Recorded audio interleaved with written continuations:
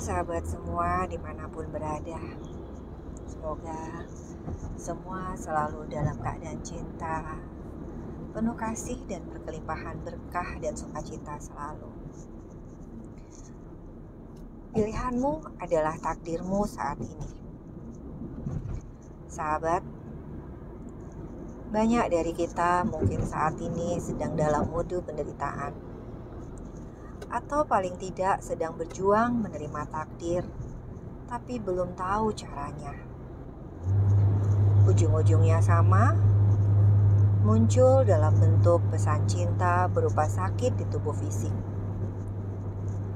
Kira-kira mengapa? Karena sedang menolak takdir. Padahal menerima takdir ini adalah bagian dari rukun iman, bagian dari iman kita pada Allah. Sekarang takdir itu apa sih? Selama ini kita mungkin beranggapan bahwa takdir itu dari Allah. Apakah benar demikian? Kasihan ya Allah yang sebegitu baiknya dan sayangnya sama kita, sering menjadi kambing hitam atas segala hal atau kondisi yang kita terima saat ini. Kalau takdir baik saja, kita dengan GR-nya mengatakan, Alhamdulillah, Allah lagi sayang sama saya. Saya dikasih ini dan itu, saya mendapat ini dan itu. Sebaliknya, saat mendapat takdir jelek, menurut kita, lagi-lagi Allah yang dilibatkan. Qadarullah saya sakit, qadarullah saya selingkuh, suami saya selingkuh, qadarullah anak saya begini, begitu. Padahal Allah itu gak punya bahasa lain dan kehendak lain selain cinta. Apapun keputusanmu hari ini mengandung konsekuensi yang akan engkau terima di kemudian hari. Dan apapun yang kau jalani hari ini adalah konsekuensi dari keputusan-keputusanmu di masa lalu yang engkau tuai hari ini.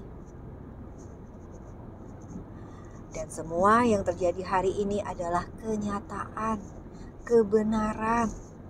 Suka, tidak suka, terima, tidak terima. Kebenaran ini berjalan sebagai suatu kenyataan.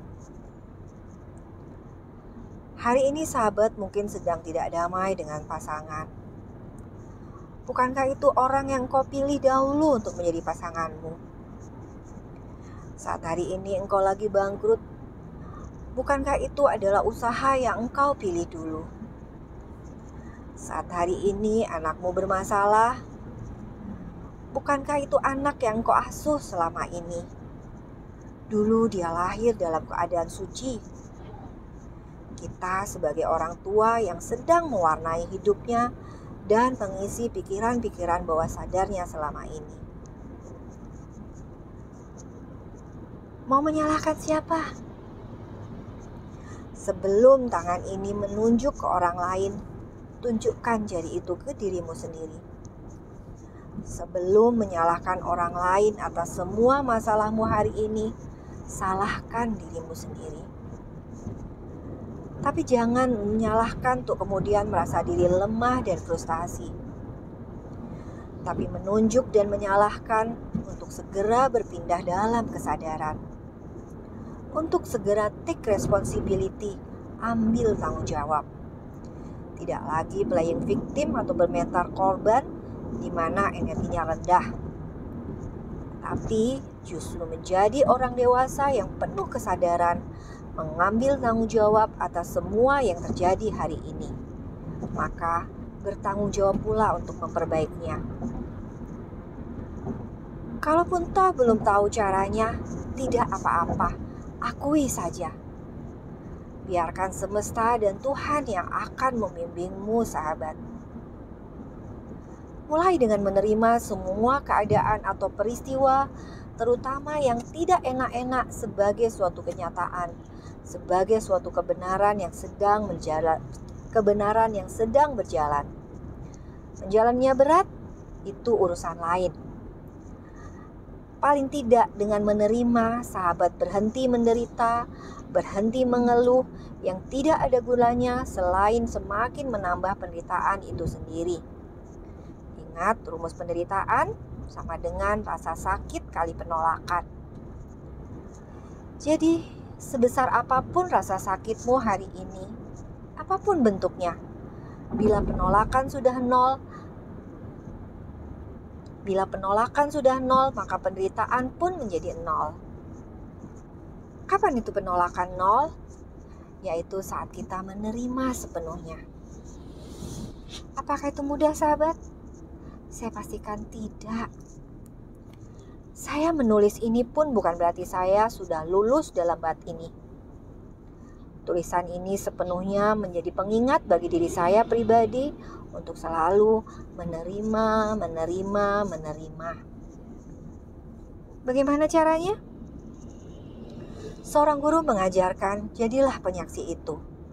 Penyaksi apa? Penyaksi pikiran-pikiran kita sendiri, emosi-emosi kita sendiri yang selama ini membelenggu kita atau mengendalikan kita. Berilah jarak antara pikiranmu dengan dirimu saat ini. Berhentilah jadi pelaku emosi, tapi berubah menjadi penyaksi emosi ini. Ketika ini dilatih terus-menerus, maka sedikit demi sedikit, dirimu yang sejati, yang sebenarnya bagian dari Tuhan, gambaran dari diri Tuhan, semakin nyata dalam dirimu. Itulah penyaksian yang sesungguhnya. Ketika engkau mampu melihat wujud Dia dalam diri ini, itulah kesadaran. Ketika engkau mampu menangis, meneteskan air mata, bahwa dirimu yang carut marut bukanlah dirimu yang sesungguhnya.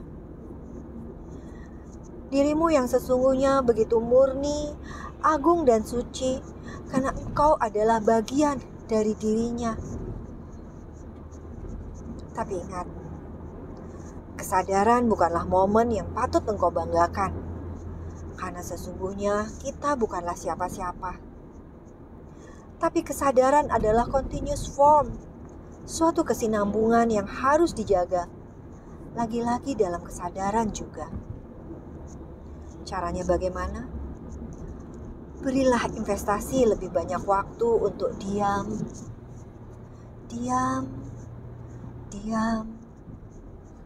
Heninglah, sahabat.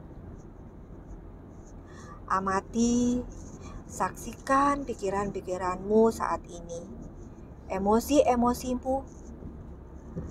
Kalau perlu berpisahlah dengan segera dengan semua pikiran dan emosi-emosimu selama ini. Ini yang dinamakan mati sebelum mati. Saat kita sudah sampai dalam kondisi ini, maka masalah apapun menjadi kecil. Karena masalah yang paling besar, yaitu kematian saja, sudah bisa kita terima dengan ikhlas dan lapang dada. Ini adalah keterampilan yang bisa dilatih.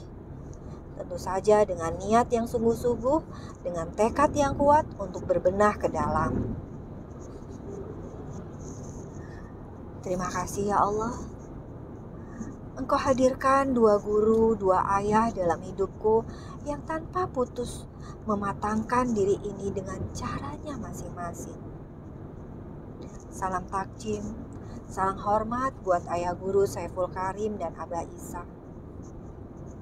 Dan seorang sahabat yang dipertemukan kembali dalam hidup ini. Salam penuh kasih Pak Jarod. Dan kekasih 3 zaman, suami tercinta, my Colby, my love, Rahmat. Aku siap pulang ya Allah. Yogyakarta, 29 November 2023. Salam sayang selalu dari saya, Sinta.